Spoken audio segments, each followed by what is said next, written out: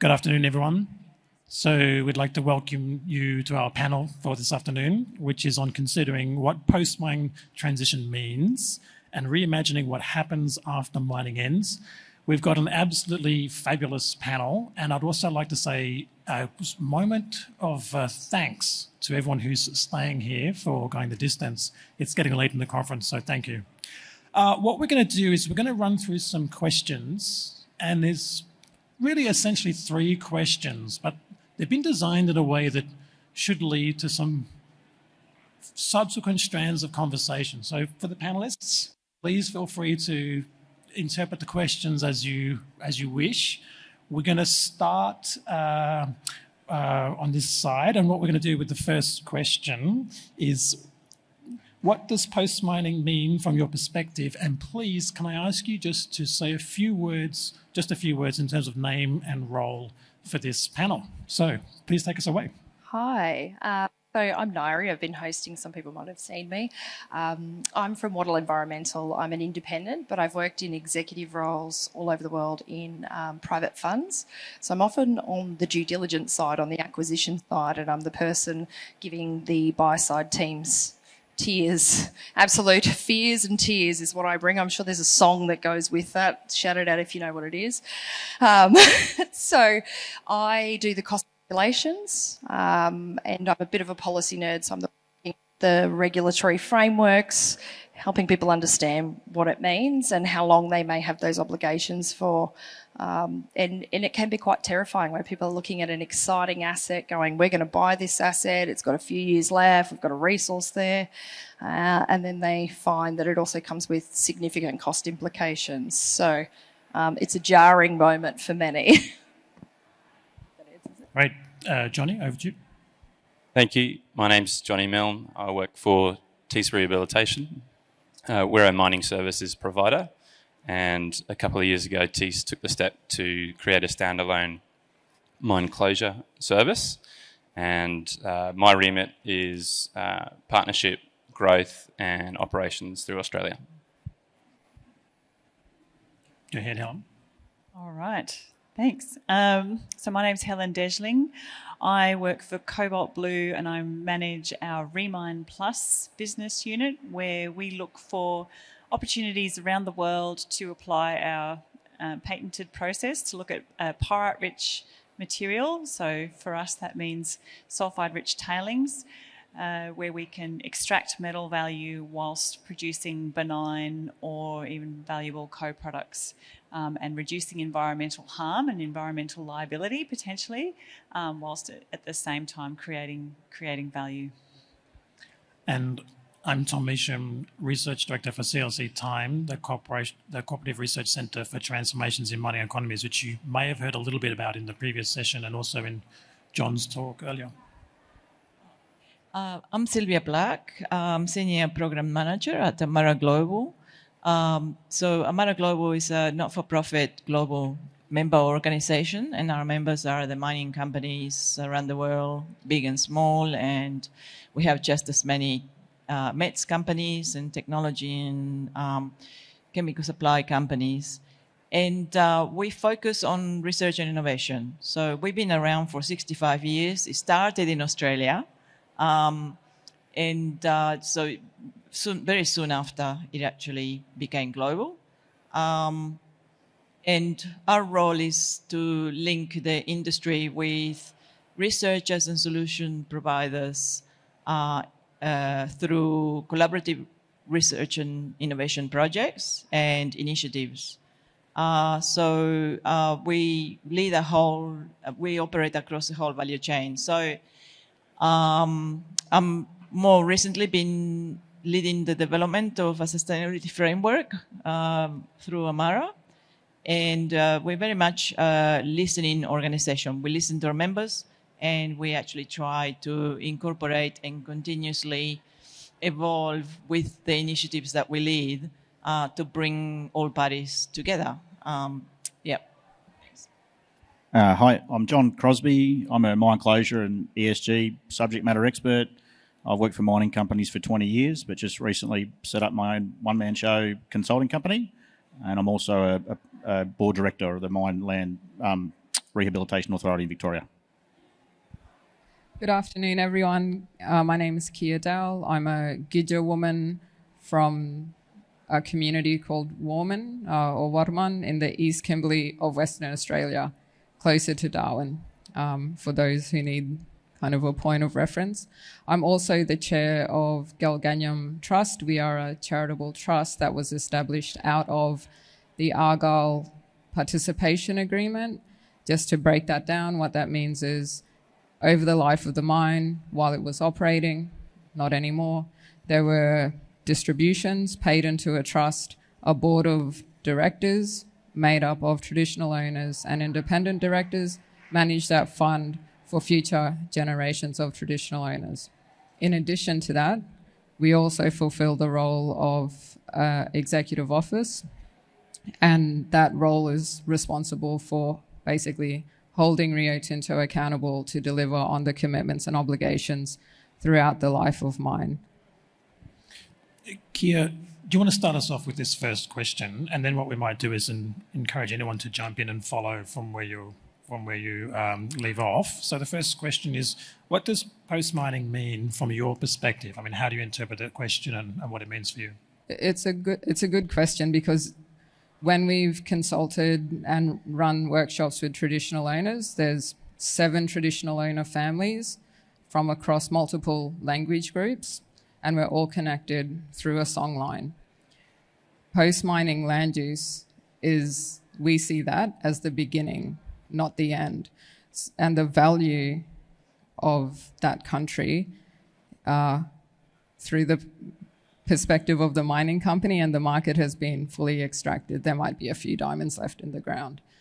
For us, we're now looking at that as the beginning of our ability to exercise our rights and interests as rights holders, but also the government is pursuing relinquishment.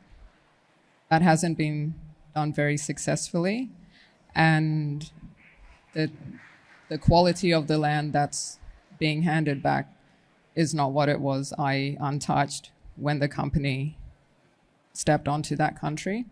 So for us, post-mining land use is an agreed and acceptable piece of country that we can use in the way that we were able to use it before. We know that's a high benchmark.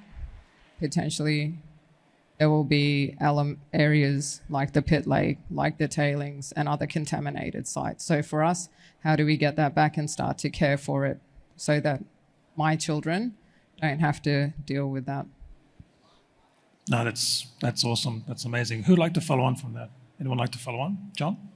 Yeah, I can. I guess from a typical mining company perspective, from my experience, post-mining's, it's that phase after mining ceases, of course. So once production stops and there's no more product being transported off-site, which is different to post-closure. So closure is the active phase of decommissioning, decontamination, demolition, rehab, remediation activities, etc. And that active closure phase can take many, many years. It doesn't happen just overnight, of course. And then there's the post-closure phase, or the passive closure phases, where there's no or limited active work and mainly monitoring and minor maintenance activities to confirm those agreed closure completion criteria have been met. And that phase can take many, many decades. But in practice, these phases are not always fully sequential. Some portions of mine leases can undergo closure earlier while operations are still occurring, so it's not always that kind of clear cut. And then after those, the mine closes as the active rehab works are completed, there should be a post-closure land use phase, as Kia talked about, that's agreed with the regulator, rights holders, and the next landholder. And from a typical company perspective, and I mentioned that in my talk, if anyone saw that a little while ago, that the common end game is to relinquish that mine the lowest cost possible as soon as you can, with no ongoing liability. But that approach doesn't always deliver successful outcomes to all involved, obviously. Yeah. Thanks, John. Helen, did you want to follow on from that? Sure. Thanks so much, Tom. Look, I'd like to say, from the perspective of a traditional mining company, which is not Cobalt Blue, the life cycle, mining life cycle would be, exploration, resource development, a mining activity, and then closure and rehabilitation. But as Guy, I can see him nodding in the audience there, CRC Time released a report back in December, which I'm such a fan of because I've referenced it so many times. But one of the most alarming statistics in that report is, yes, we might talk about closure being, shut down, removal of infrastructure, and then a rehabilitation process. But out of the thousands of mines in Australia, only 15 have ever been fully rehabilitated. So when we're talking in this conversation about post-mining land use, what I'd actually like to bring into the conversation is that we're not necessarily, most of the time, we're not talking about rehabilitated land. And Kia said that a lot of the time, that a site might be returned to native title holders, other community groups, with a lot of contamination and other stuff still there. So for a company like Cobalt Blue, post-mining land use, or what does post-mining mean? For us, it means the opportunity to come in and say, okay, what else? What's been left behind? Because chances are that site has not been rehabilitated. Like a better than 99% chance that site has not been rehabilitated. So is there value there that we can come in, apply our expertise to then make way for the next step? We can, as a business model, our goal is obviously to make money and extract value, but then also to leave that site to a point where somebody else can come in and create other value, whether that's nature restoration, whether it's another alternative use that the previous panel talked about quite a bit. So for me, that's what, for us as a company, that's what post-mining means. But yeah. Thank you. Thank you. I think the topic of what is post-mining land use and what could that mean is very broad, and we could probably chat for a few hours just on that question alone. So in thinking about that, I've sort of boiled it down to sort of three key themes, and they all stem around opportunity. So post-mining land use, the first theme I think, when I think of that, is the opportunity to innovate. And we've had some really great presentations this afternoon that sort of tie in with some of Alan's wording and Guy's as well on it's not mine closure, it's transition, and it's the next phase. And I love Gustavo's presentation around future use and having a department called future use. I think that's great. So with the innovation side, I think that's linked to, there's a minimum standard that we know about and think about for mine closure, but how do we break away from that? And I think we'll talk a bit later about ways that we could unlock that, but there's an opportunity to innovate. The second one, or key theme, was opportunity to integrate. So often we talk about stakeholder engagement and discussions with relevant parties, custodians, communities that are linked to the land. And I don't think the word discussion or stakeholder engagement is enough. Integrate to me means that there is tangible partnership in there and how it's taken forward. And the final one is opportunity to deliver. So as an industry, we just have to. And there's enough evidence out there with abandoned mines of a massive scale that we need to do better on this front. I've got 3 kids.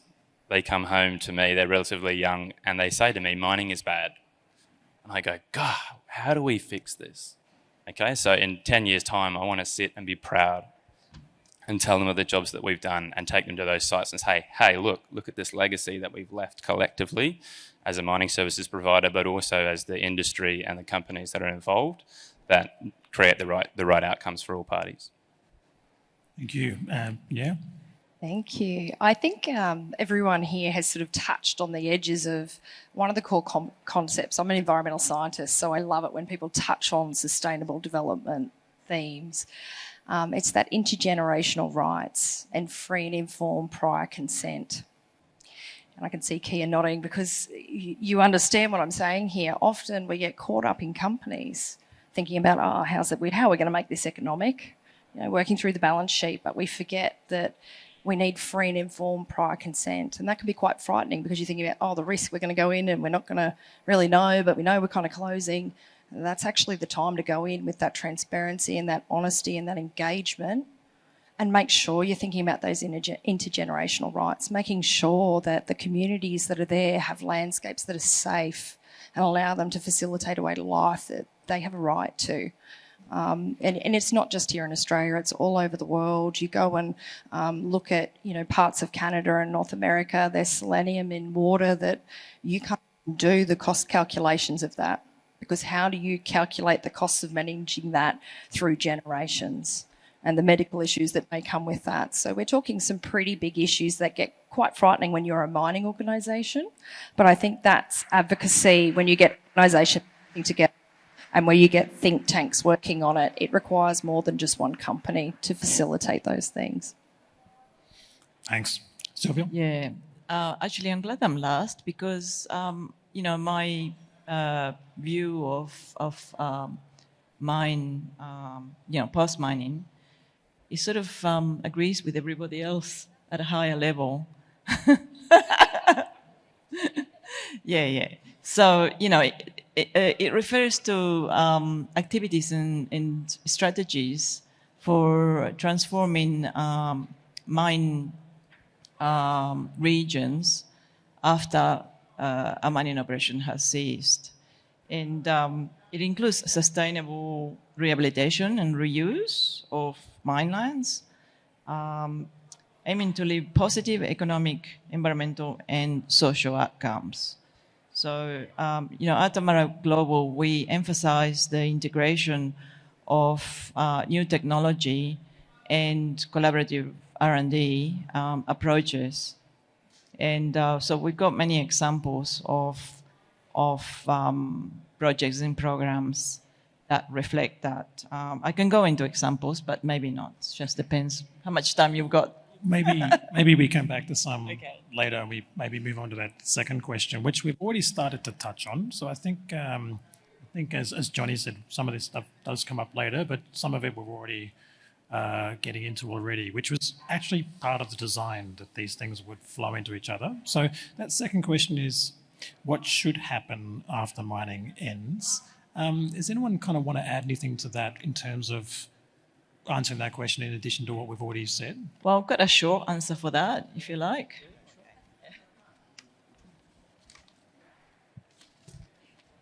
Look,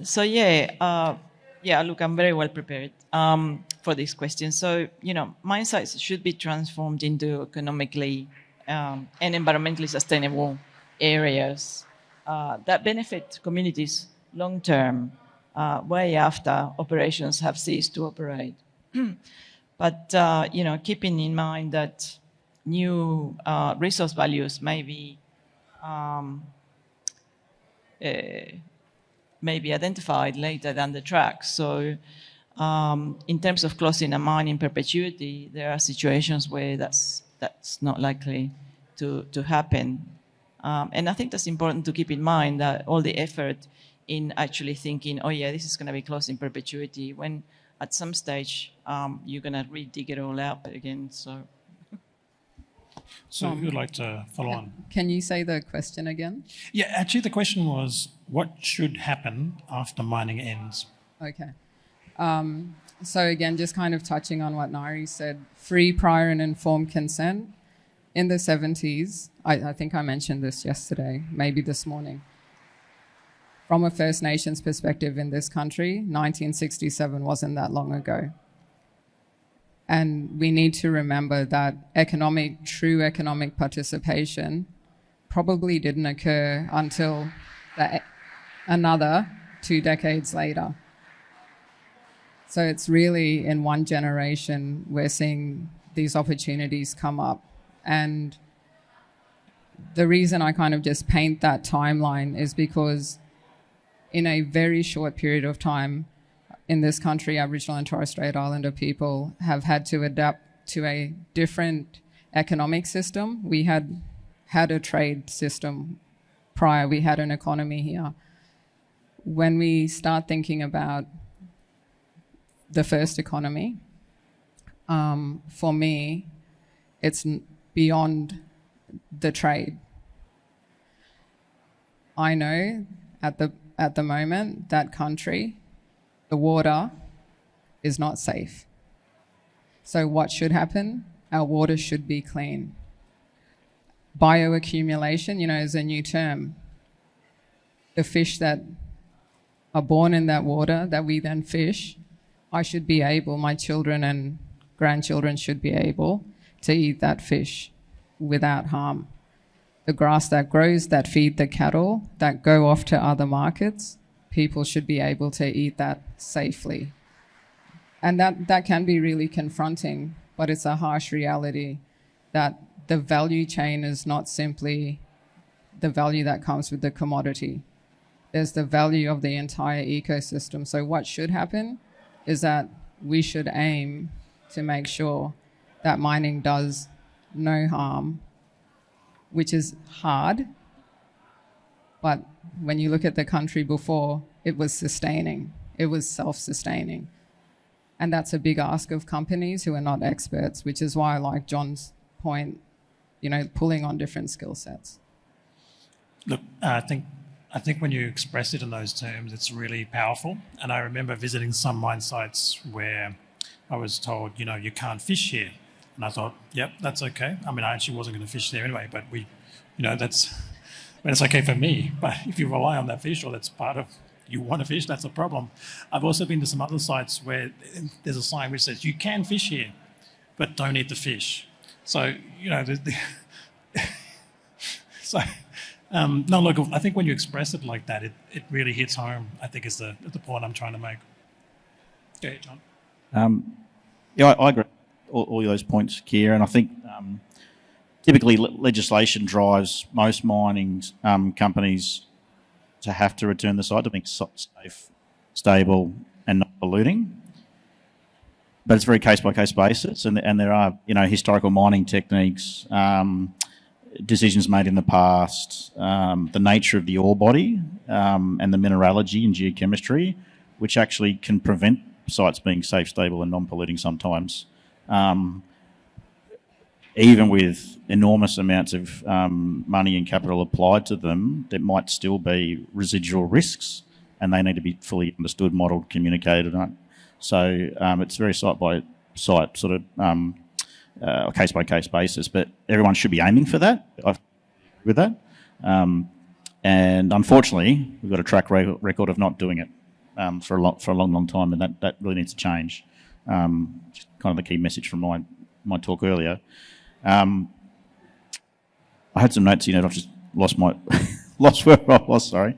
But I think, I talked about earlier about miners being the temporary stewards of the land and how our overall sustainability performance will be measured by that legacy that we leave behind, both on the landscape and the community. So if we're not able to restore things or even return them back to some other slightly different or an agreed slightly different positive legacy, then we're going to be in real trouble long term. So that's what I think what really should happen after the mining ends.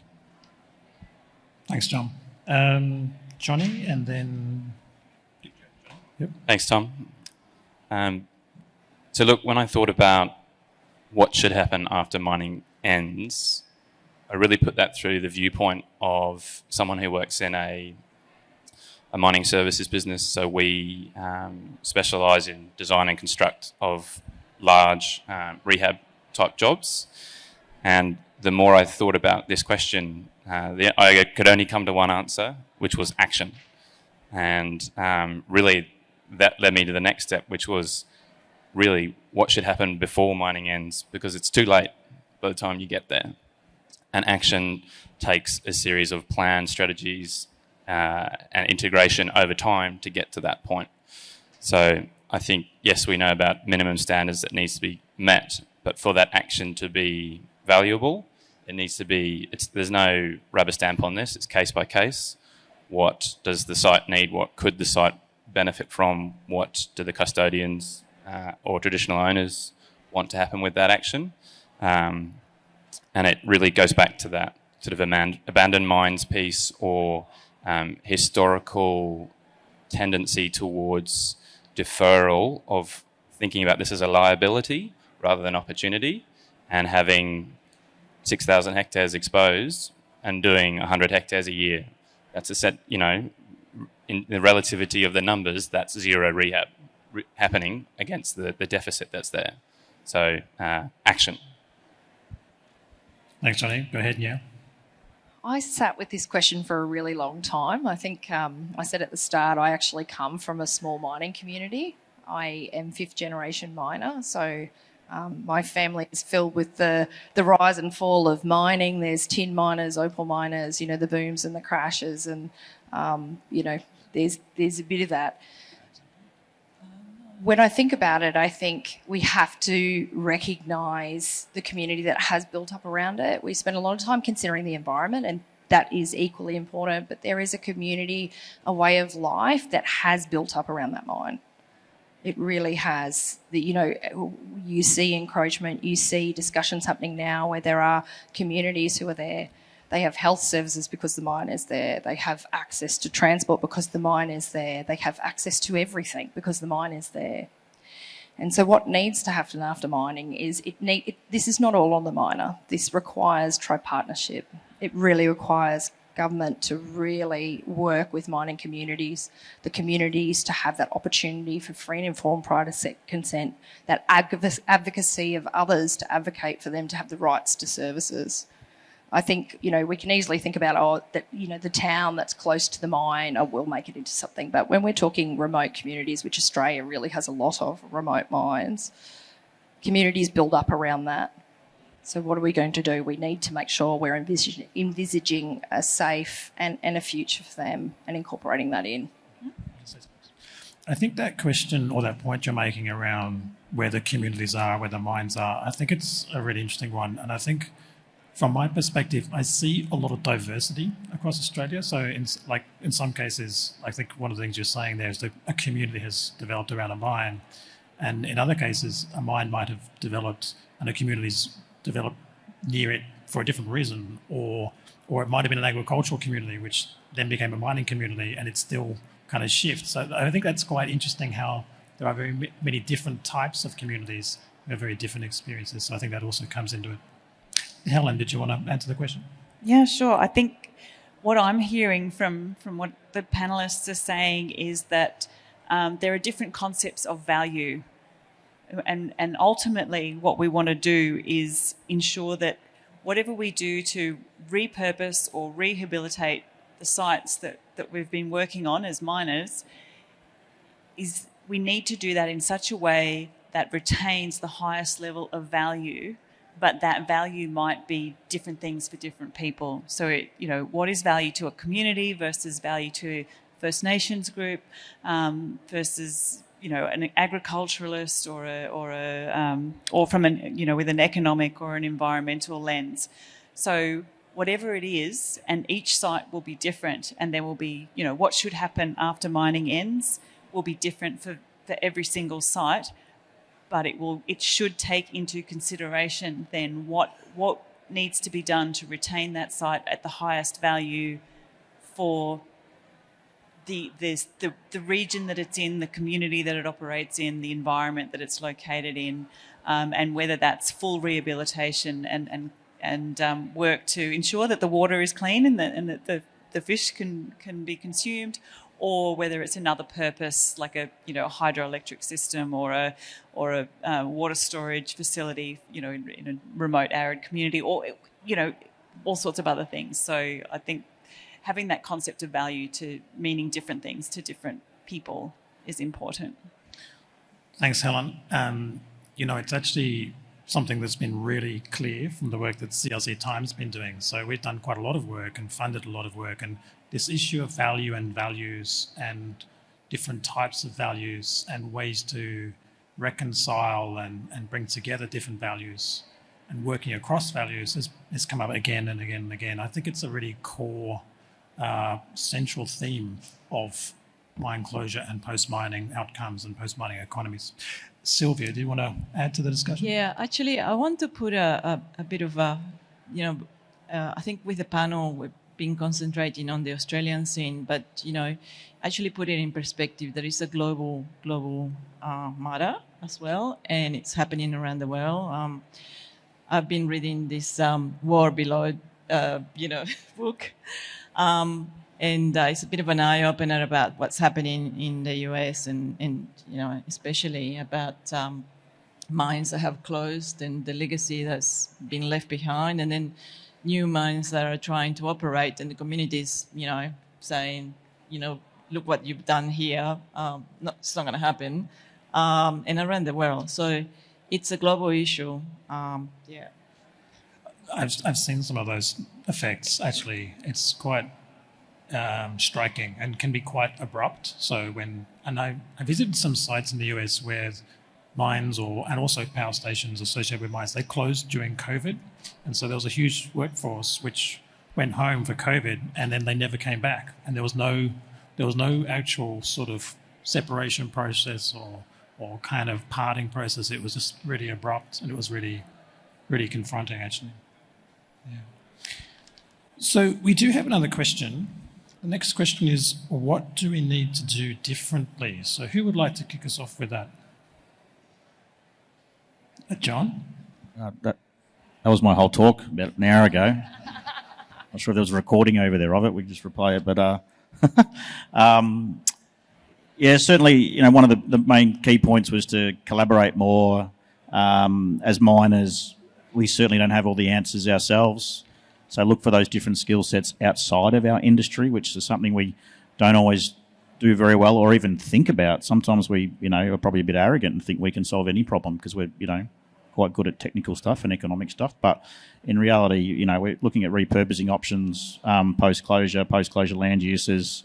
We're not experts in agriculture or tourism or energy or whatever, the opportunities might be for a particular mine, land and infrastructure asset. So we need to go out there and bring in skill sets from other places and collaborate more and engage more and certainly work through with First Nations communities and the other local community and local economy to co-design potential options too. And the international keynote today from Gustavo from Brazil was an amazing example of that. Such a large mine right on the doorstep of a huge population, and they've got hundreds and thousands of people engaged in helping to come up with innovative ideas for the future for that mine a long way in advance. So that's one of the key things I think that we need to do better. And you just touched on value before. I think one of the other key things internally mining companies need to do better is to better develop that business case for closure, integrate that with internal sort of mine and business planning and look at ways to quantify some of those values. There was a discussion in a water session yesterday, I think, which looked at, quantifying costs of environmental and social risks, and it's not perfect, but it will help. The tools of NPV are not going to go away. They're always going to be here. So if we can find out ways to legitimately put dollar values on some of those costs and risks, put them in there, have credible arguments for changes to discount rates, that type of thing, then we'll be able to better inform or influence some of those business decisions internally. Thanks, John. Yeah, did you want to add to that? Yeah, I think what we can really do, I'm coming from the approvals sort of specialist role hat here on, is stop relying on the regulation as a box ticking exercise to tell you what to do. We've seen how laws have changed over time, and we look back and we go, oh, that was really bad. Why are we doing that? So we do check. We need to make sure we're understanding what that regulation is asking us and, of course, be compliant with that. But we do need to do more. Compliance is never the answer. It's a starting very low base. And if you're struggling to get to that, I think you need to really internally at your company have a look at why that's happening. So I think, step outside that, really look at broader principles. You've heard me, I'll say it a last time, so it's in there. I heard a thing, you say it 7 times, it's in their brain. Free and informed prior consent. That's nowhere in any of our regulations. Make sure that you're thinking about these things. Can I add to that, Ngaire? And that's really interesting because where we're at in the life of this particular mine, very local to the region, we're relying on the regulations, and could not agree more. It is the bare minimum, quite low. So anything above the regulation is seen as such high expectations, like, oh, we cannot possibly do that, although very good at innovation and technology when we are driven by these different value sets. So we do rely heavily, because the process is at the moment around relinquishment. There's the regulation, the closure criteria, which are not set currently with or informed by Ranger different, uranium different set of rules. But by and large, there's not a lot of opportunity. And so the onus and pressure is put on, at least in our case, under-resourced organisations that are there for a very different purpose to then get our head around mine closure guidelines, changing legislation, regulation, heritage. We're expected to do what a mining company does with far less people. So the regulators have a really important role, but I don't think they've realised that yet. Starting to. Who would like to go? So you got to Yeah, I want to build on some of those themes a little bit. So in terms of what we need to do differently as an industry and as humans, as people, if we're looking forwards at future mines, we need to build in what comes after the mining activity from the very beginning. So designing not just closure, but designing the next use, what the highest value means into right at the beginning before mining even begins, so that we can ensure that those positive legacies are more likely to actually happen.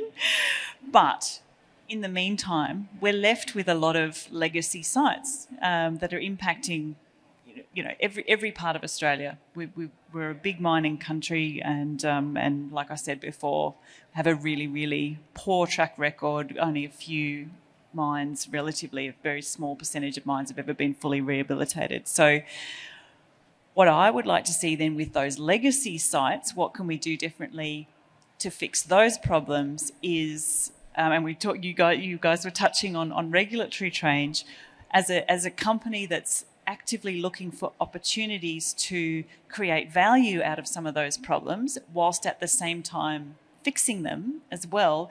There's a lot of regulatory barriers to looking at those sites from a non-linear perspective. So allowing companies like Cobalt Blue to come back in, access mine waste, because it's got this label of waste, and please don't touch it because you'll just make it worse. But what if we can actually make it better? What if we can take away that material that's causing, acid mine drainage, and will continue to cause acid mine drainage if left untreated for the next 1,000 years, or that sort of thing is the space that I'm operating in. But the concept of liability management is not well managed within our current regulatory system. So that's the regulatory reform that I would push for. And so those two things is, for the future, designing post-mining land use and retaining the highest value for that land right from the start for future mines, but for what we've got now, for the legacy mines, regulatory reform to support innovative solutions to the problems that we are already dealing with. Thanks, Helen. And Kia, I understand you do have to make a departure to catch a plane, literally. So do you want to have a final word before you go? No, I'm just really grateful for the opportunity to be a bit of an outsider at a international mining conference, but incredibly grateful to IMARC sponsors and to the various panels I've been on. It's a privilege to be able to share our story and to hear other people share their stories as well. So thank you. And thank you to the panel. Thank you. Thanks, Kia. And can I also say that I think it's been a privilege for all of us to hear your stories. So, Silvia, you want to go follow on the conversation? There are several key shifts that in approach that are needed. But one in particular that I feel that, at Amira Global we can probably add value is in collaboration beyond mining. And also, there's not just one solution that fits all. That's one point. And another point is, I just lost. Fragmentation in research and development in Australia is an issue, and in other parts of the world. There are places around the world where there's examples of very good collaborative work being done. So there are learnings there. And I think the mining industry needs to join together and engage more strongly with other industries and the local communities to create circular economic models.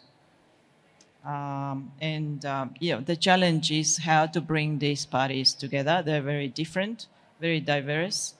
And the challenge is how to bring them around the table so we can work together. So collaboration and inclusion is key.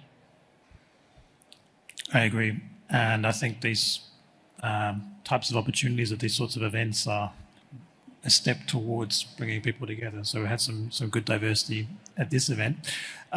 So do you want to add to that, Johnny? Thank you. So thinking about what we can do differently, this week I've actually been doing some work with my team on contributing to Thiess' sustainability report, which we're preparing for release next year. And within that, we were pulling together our stats on rehabilitation completed.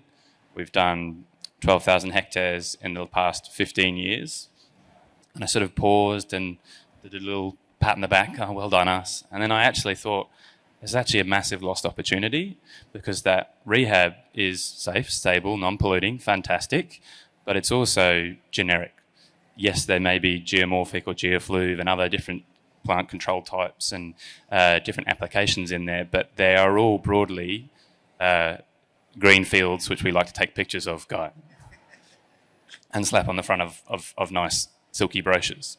But within that, it's in a closure mindset. So there's 12,000 hectares that is meeting a minimum standard rather than necessarily saying, well, there's 12,000 hectares that could be something else more meaningful that would have different value, whether it be economic, social, etc. So my thought was, well, how do we unlock that? And I think, I haven't got too much to add from the panel because we've already picked up on the regulatory framework. How do we allow companies to repurpose more easily rather than being held to a minimum standard?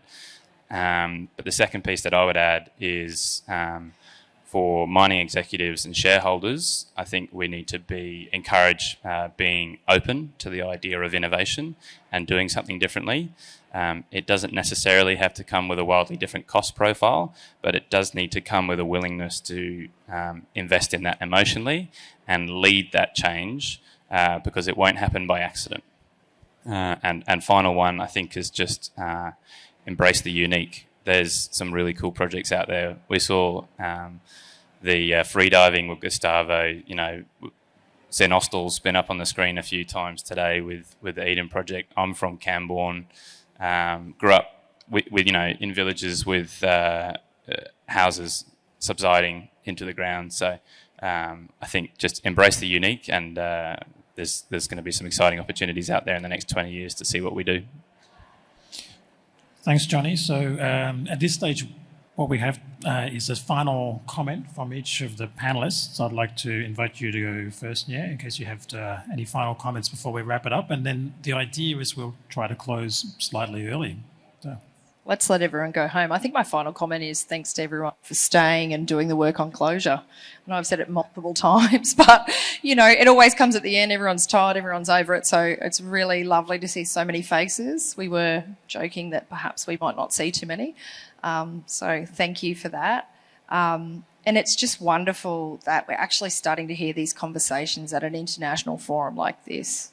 It wasn't that long ago that I don't believe this conversation was here. And I'm even more excited that it's actually accessible to everyone.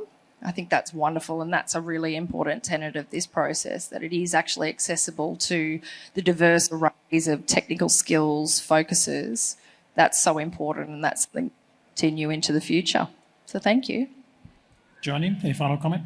Look, not too much to add on Ngaire. That's great. I think thanks for the opportunity. I feel very privileged to sit amongst a panel of some pretty serious experts and getting a bit of imposter syndrome. But yeah, just great to be here and take part. So yeah, thank you. I'd echo that, and I'd just say everybody keep collaborating because there's no one solution, and we, more brains are better than one.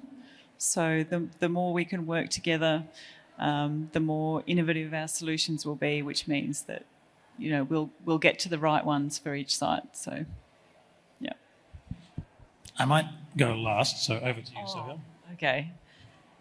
Look, I can't not think about the costs. It's a challenge. It's extremely complex. There's no easy solutions. Collaboration is key, yeah. But there's also a need for funding injections and funding support and everyone coming to the party, and I think CRC Time is doing a great job, to some, in sort of moving that way. Thank you, and bringing everyone together.